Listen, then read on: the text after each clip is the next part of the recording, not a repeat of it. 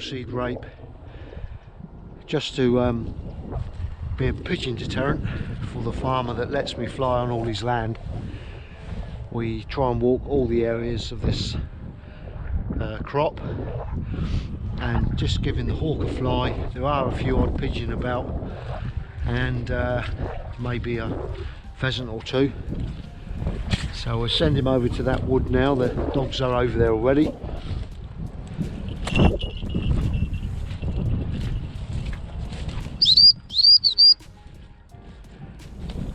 Buzzard there giving Woody a bit of trouble. At this end of the wood, it seems to be a bit of a territorial thing with them. As we get further down, they are not quite so territorial. Here he comes, he's working through now, using the uplift that's coming up the valley above the trees. It's quite windy up there. There's the buzzard again back. He will stop as we get further on, I know he will, because that's the usual thing.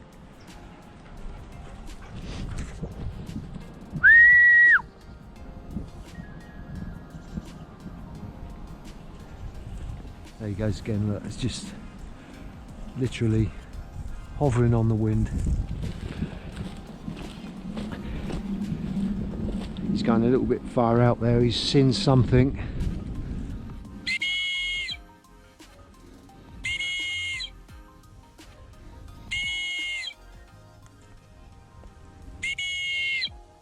Here he comes.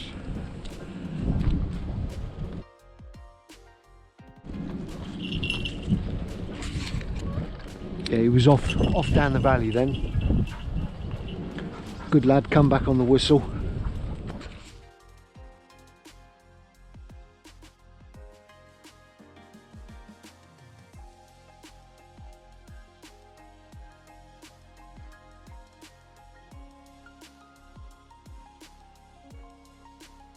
A bit more, because I want him to, it's only a little bit, but I want him to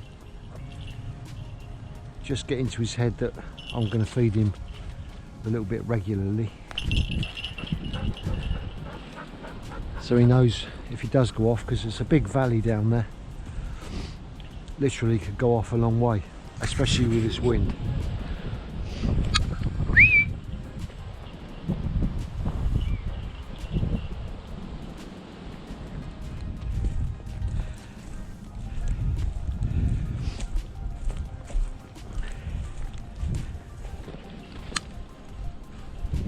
Seen some pheasant over there. There he goes. All sitting in that field.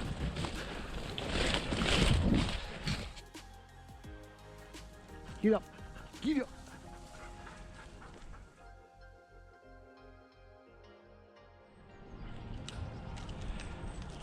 He's on a mission.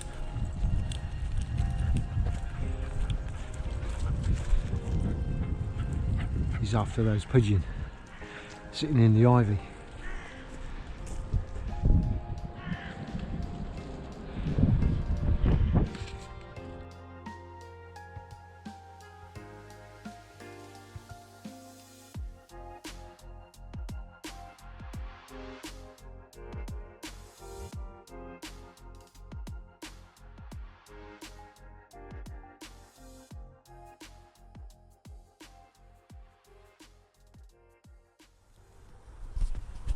Hello mate, first bit of snow, eh?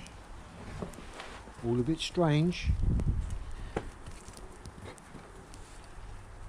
What do you think of it all, Chew? You're used to it, ain't you, mate? Woody?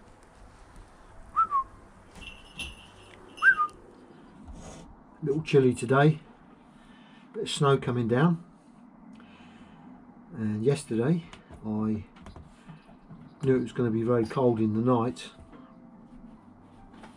so I give Woody a third more on his rations, which is probably a bit too much, but I'm just going to weigh him now, and we're hoping, well, whatever he is we're going to fly, but I'm hoping he's going to be at a weight where he's going to be a bit loyal and not self-hunting. Lift up the leather, so he's just taking the weight of the leash. Don't pull that. Yeah, so we are almost a quarter of an ounce heavier than I wanted, but I don't mind too much. Just wanted to get his weight slightly up for the cold weather.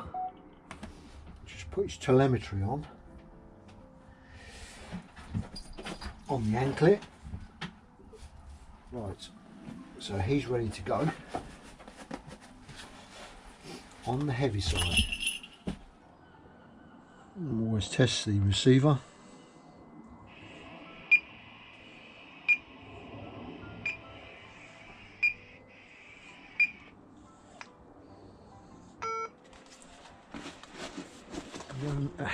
If you're new to flying Harris Hawks or birds of prey and you haven't thought about it, I'm sure you have, but sometimes we don't always think about things until someone mentions it or you come across a problem. But this season I've been told by 3 different people that they've had their hawk burnt on a power box, and sometimes for a permission you might get a power line and a small post and a power box, or you could get the big high voltage ones, but even the small ones can be very, very serious.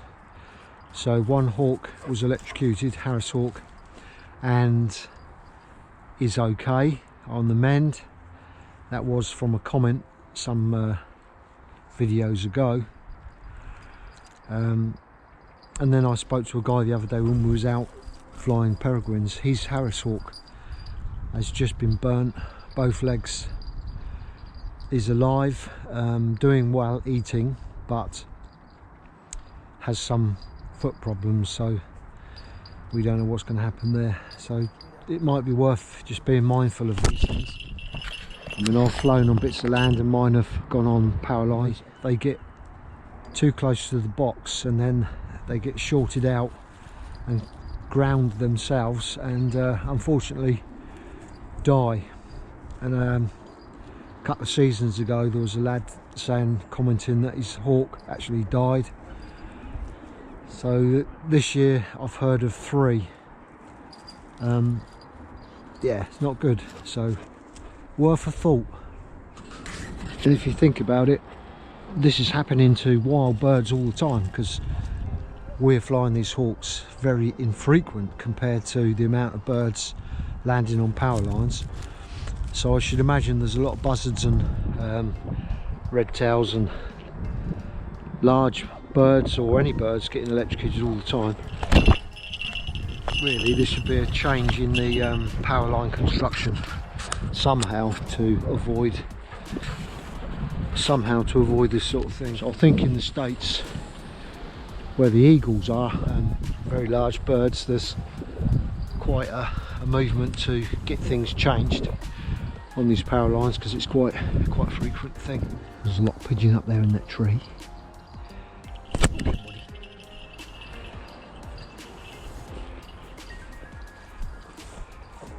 Surprised they're still sitting there. So his weight's a bit up, so he's not so keen.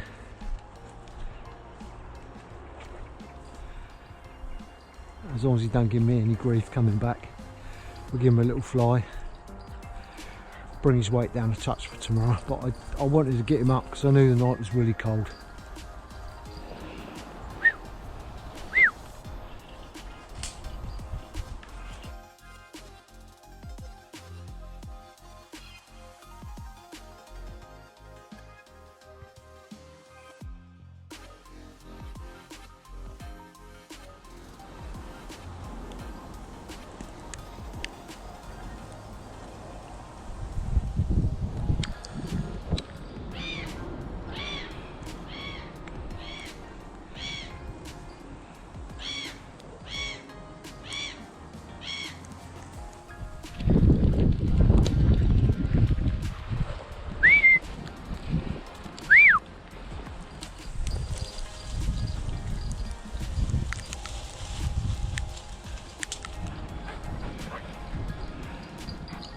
That's Woody getting this lot up.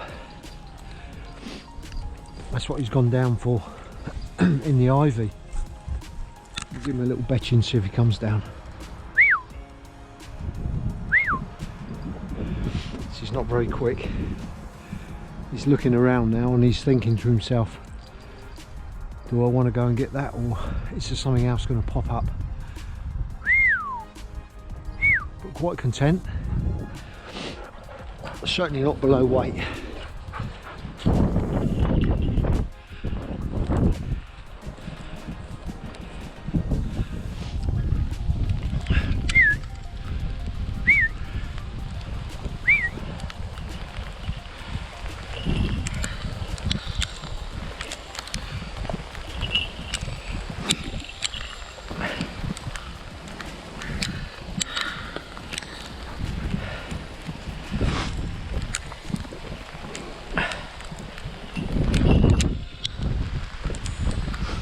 Get out of this, Woody, shall we?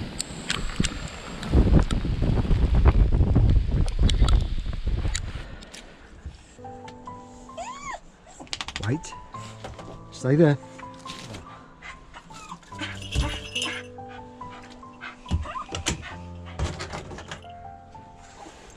Come on in. Stay.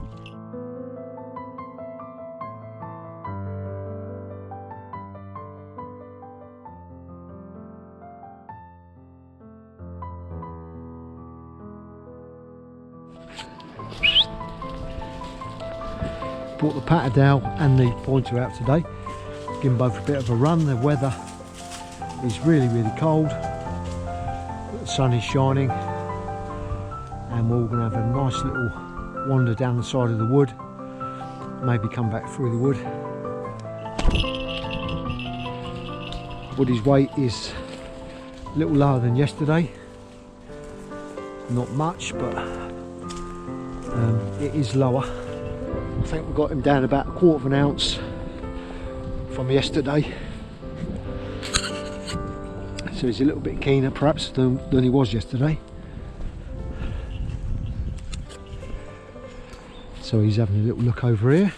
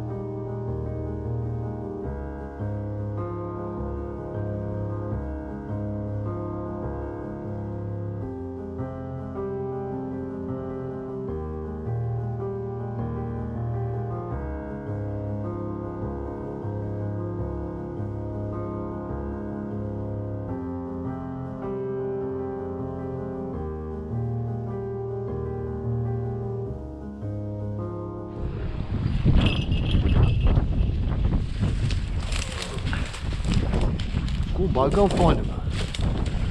Go and find them, Bo. Rabbit. Go on.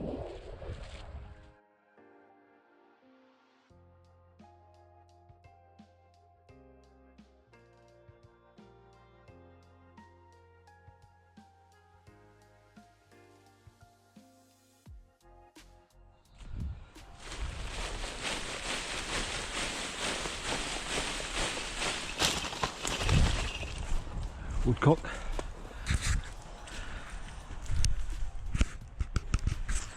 Missed it, Woody, come on.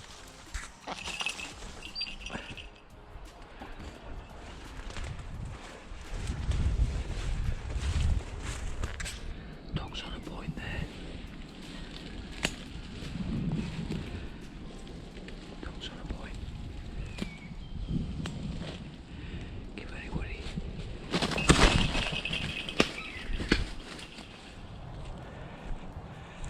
Look at that lovely point. Hawk's there. I think what I'll do is I'll go round, see if we can push it into the field.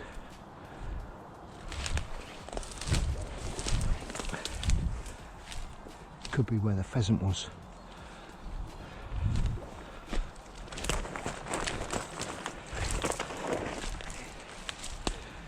He's staying on a lovely point.